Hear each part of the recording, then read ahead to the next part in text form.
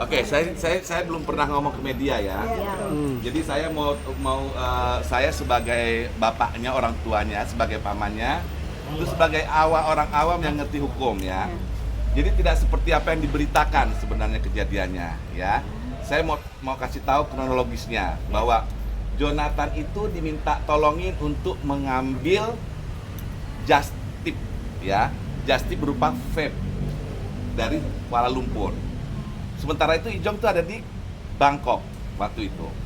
Just tip itu ada berjumlah 100 biji, 100 vape ya.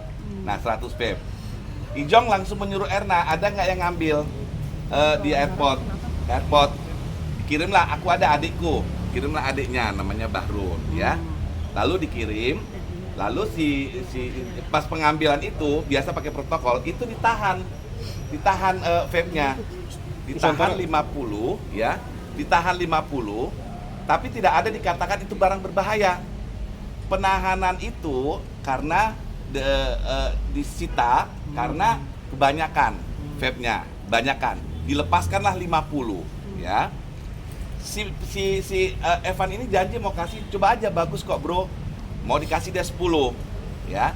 Nah lalu yang 50 lepas ini dengan surat bahwa dikatakan adalah itu bukan barang terlarang atau bukan barang keras, itu hanya vape yang kebanyakan diambil. Saya punya suratnya, saya pegang suratnya.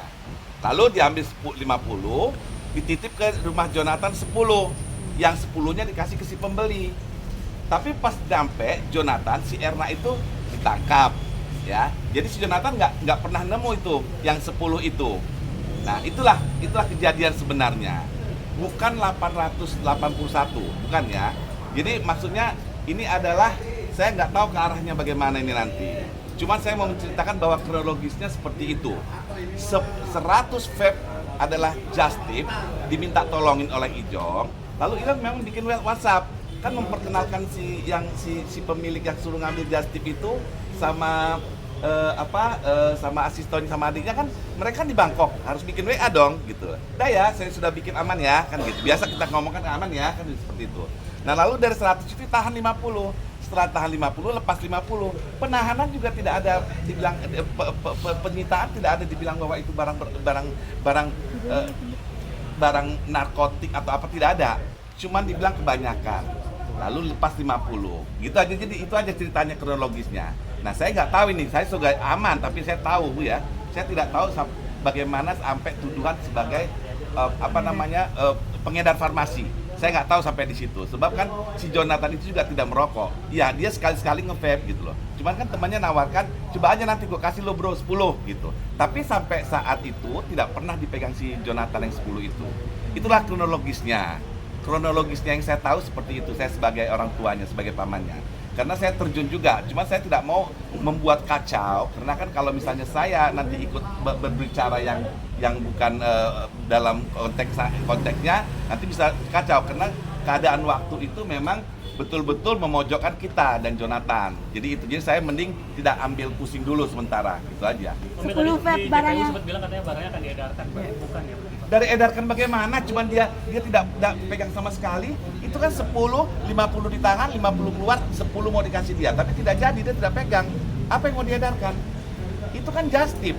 Kalau just tip itu dibeli di Singapura, di Kuala Lumpur, kalau itu barang berharga mungkin nggak nyampe ke Jakarta.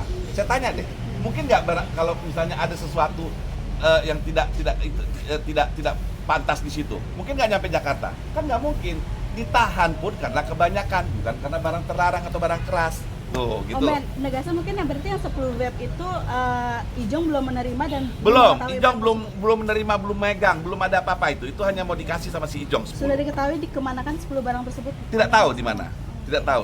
Tapi sebelumnya Ijong sempat pakai, maksudnya sebelumnya pernah nggak sih pakai? Tidak pernah. Ya namanya kalau nge-vape biasa, tapi kalau ini yang katanya ada anestesi ya, harusnya kan di airport itu kalau sudah ada seperti itu kan ada bisa dites ya, iya kan?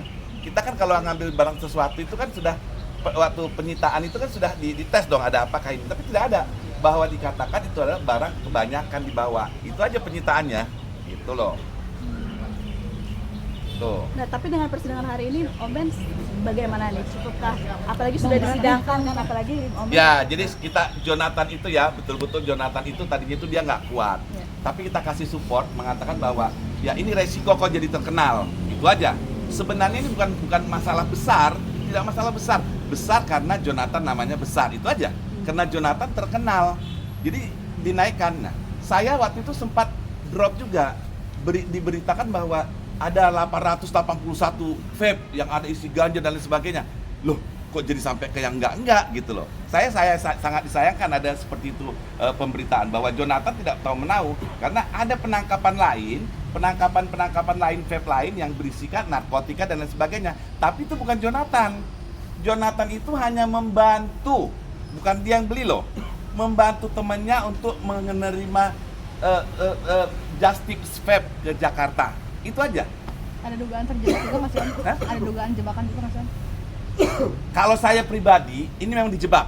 Saya pribadi mengatakan ini jebak, ya. Ini dijebak. Dan saya tahu siapa yang jebak. Ya, saya tahu siapa yang jebak. Karena berapa kali juga saya ketemu itu orang, saya sudah tidak feeling sama dia.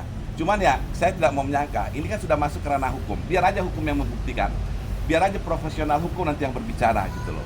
Dari mana, kenapa, siapa, ada apa gitu, itu aja. Dugaan yang menjebak berarti temannya dari Ijong juga. Temannya Jong, karena kan protokol itu juga kan sudah biasa ngambil seperti itu, tidak ada masalah apa-apa. Kenapa pas Jonathan yang perintahkan langsung protokol ngadu ditahan 50 gitu loh.